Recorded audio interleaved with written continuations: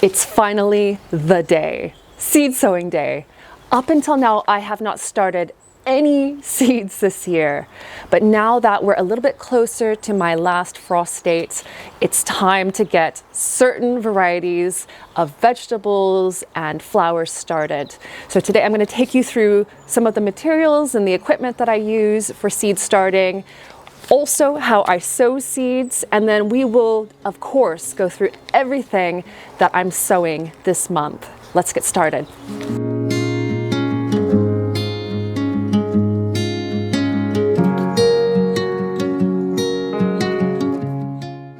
In my last video, I moved the potting bench and all of my seed starting materials into the polycrub here, where it is bright. It is relatively warm actually, and it gives me a better space to film as well. And although it is relatively warm in here, nighttime temperatures are about 3 Celsius, it's not quite there yet for me to start seeds directly in here. And that brings me to last frost date. Our last frost date here is about the 1st of March. And I know that a lot of hardier greens like lettuces and spinach can go out in the garden at that point and can be protected with fleece and other methods. And so knowing that date, and we're about 6 weeks away now, that means that I can start seeds now in anticipation of being able to plant them outside around that date. All right, let's go through what I'm using to start my seeds off today. Closest to us are plant labels, the humble and very important plant label that will help you to not lose track of what you've actually sown. If you have any left over from last year that are covered in old permanent marker, know that nail polish remover takes it right off. Behind them is a stack of seeds, and I'll go through each and every one of those in just a moment. And then over here, this is my growing medium for most things that I start off. And I have a peat-free potting mix, or compost as it's called here in the UK. And then on the other side, this is vermiculite. And I use this to lighten up this potting mix because you can see that it is quite fibrous. And by lightening it up with vermiculite, it creates better drainage and better air and better composition for seeds to grow in. Now that I'm ready to start sowing seeds, I need to mix together the potting mix and the vermiculite. And you can see that it's quite light and fluffy. You can see a lot of that vermiculite in there, and that is perfect for sowing seeds in. And vermiculite is just puffed up volcanic rock, and it creates lots of air and space within the mixture. It also adds in drainage, yet it does absorb a bit of water so that young plants can tap into that without having their roots absolutely soaking wet. First up are the sweet peas. I grow quite a few flowers, not for eating, but for attracting pollinators, and also because I love flowers. And one of them that I love the most are sweet peas. And I have 2 varieties here, and these are probably the most fragrant flower that I grow. And I'm going to be sowing the seeds into root trainers. And these are special containers that allow for deeper root growth. And certain types of plants like sweet peas really benefit from them. And the way they work is they arrive like this. They're kind of a clamshell. You put them together, and although you won't find it on the instructions, it's best to secure these with either a rubber band or a piece of string. I've got some green string here because they do have a tendency to want to flop open as you work. But once you have these secured, you can add the potting mix that you have ready to go, sow your seeds into each of one of the modules, label it with a plant label, and grow them on. Smaller seeds like these lettuces and the coriander can go into this size of module. This is a 1-inch size module, and I'm going to actually put all of these together in the same tray just to conserve space. And if you are looking at some seeds and you've got the same size, I wouldn't actually recommend sowing seeds that are any larger than your coriander, your cilantro seeds, in this size. I'm just gonna fill all of these modules, and I always press down with my fingers just to take any extra air out of these, because we want to fill them up as much as we can. Put a little bit extra on top. And then I'm going to very shallowly sow these seeds. And the rule with sowing seeds is you don't want to plant them or sow them any deeper than 2 to 3 times their actual length. I have a few more flowers that I'm starting off today. And these I'm going to grow amongst other ones around the edges of my bed and plonk them in wherever there is space, because they will draw in the pollinators, they will look beautiful and help reduce the need for weeding. I want a lot of seedlings, a lot of plants from these 3 packets of flower seeds. We've got a salvia here, a snapdragon in the middle, and then cephalophora here on the end. And to be able to get lots and lots of seedlings, the best container are these kind of open flats. You can get them in a larger size or this half size here as well. And you just fill them with your potting mix, and you can either do drills or you can broadcast sow the seed inside. And then once the seedlings are of a certain size, depending on the plant, you prick them out into individual pots or individual modules. It's just a quick and easy way to sow a lot of seeds and to get a lot of seedlings. I also want to point out that, interestingly, of these 3, these 2 flowers, their seeds need light to germinate. So I will not be putting them underneath the potting mix. I'll just be pressing them into the surface. Next up on the list are sweet peppers or mild peppers.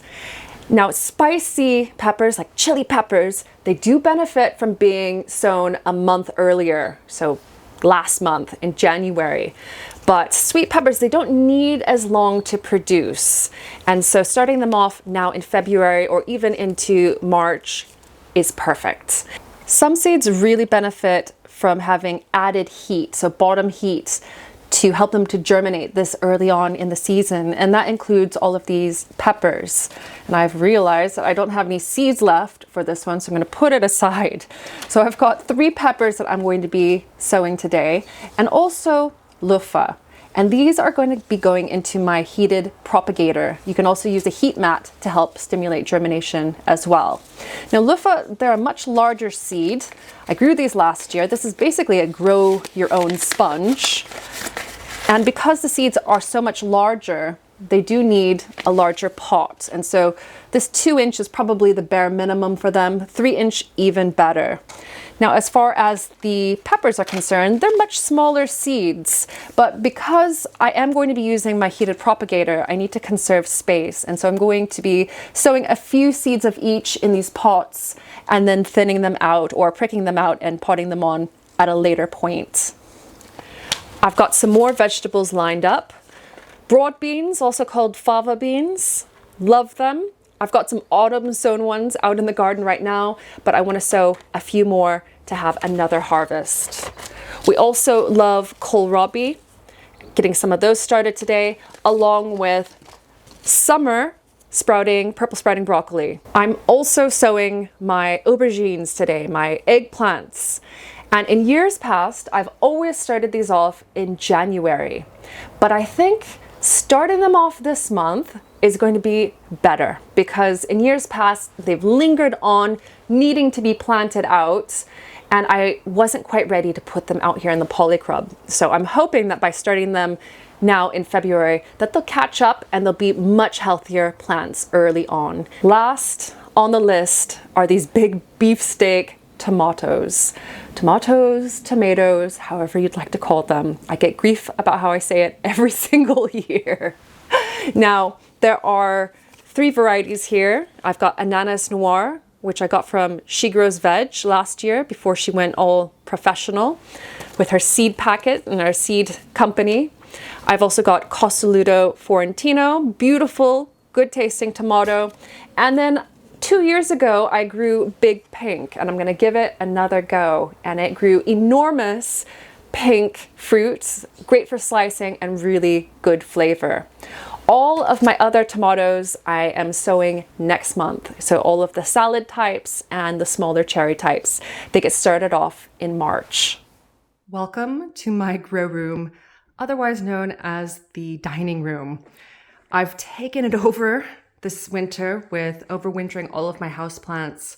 But now that it's spring, this is going to be where I'm going to be raising a lot of the more tender seedlings and also starting off some quite early like I have today.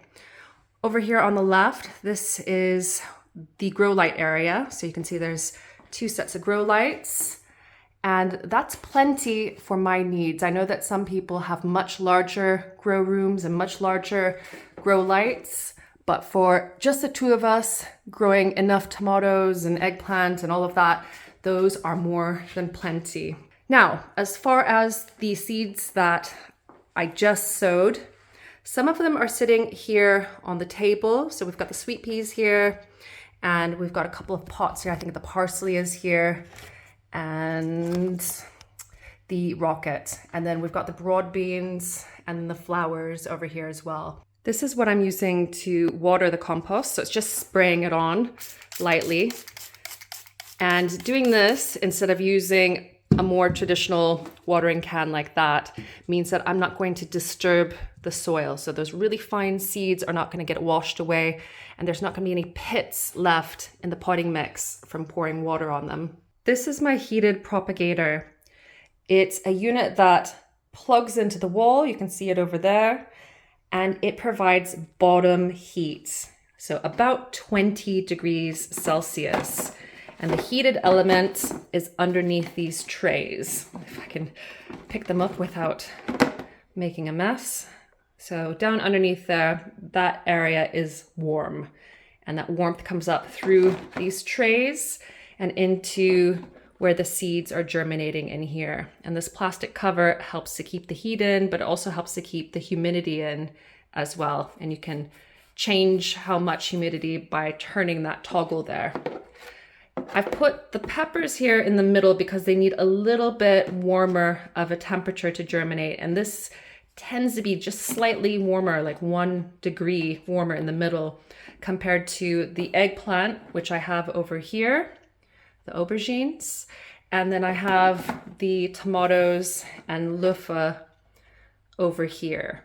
Now, the way that this works is that as soon as the seeds germinate inside, I can take them out and give them more light, which is why I've got the grow lights already set up. So as soon as I see those tomatoes and eggplant and peppers start germinating, they will be moved over immediately, and they'll be kept in the house until probably late April, very early May. On the other hand, these guys over here on the table, they don't need to be mollycoddled as far as temperature. They're more temperate vegetables. And so as soon as they germinate, they're going back out in the polycrub. Exciting times. The very first seeds of the year are in. They will be germinating soon. I'll start to see little sprouts coming up. And the ones that need warmth are on warmth. So they're in the propagator. They're going to get what they need. Now, if you have started seedlings before me, or you're just kind of curious as to what to do next, I have another video, and that goes through how to care for seedlings that you are raising indoors. So in your kitchen, in your home somewhere, and everything from fungus gnats to how to water them, all of that. And you can watch that video next.